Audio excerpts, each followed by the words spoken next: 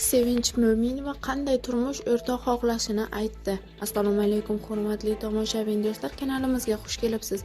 O'zbekistonda sodir bo'layotgan muhim yangiliklarni o'tkazib yubormaslik uchun kanalimizga obuna bo'lib, like hamda podpisatsiya tugmachasini bosib qo'yishni unutmang.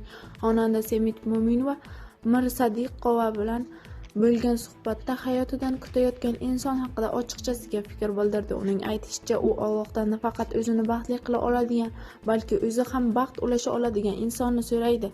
Xonandaning so'zlariga ko'ra, ba'zi paytlar Allohdan so'rayman, Alloh ham menga mos bo'lgan, men unga baxt keltira oladigan, u ham menga baxt keltira oladigan insonni uchrat. Men faqat meni baxtli qiladigan deb so'ramayman. Aksincha, men uni uchun xayrli, kerakli inson bo'lay, u ham menga xayrli bo'lsin, bir-birimiz uchun baxt bo'laylik deyman.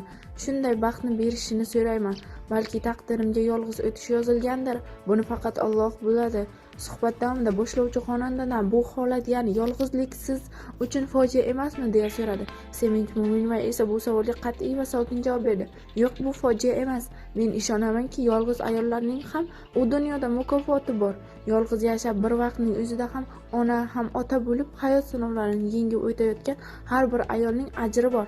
Men Allohdan so'rayman, jannatlarga loyiq ko'rsin, deydi Sevinch Mo'minova xabarda.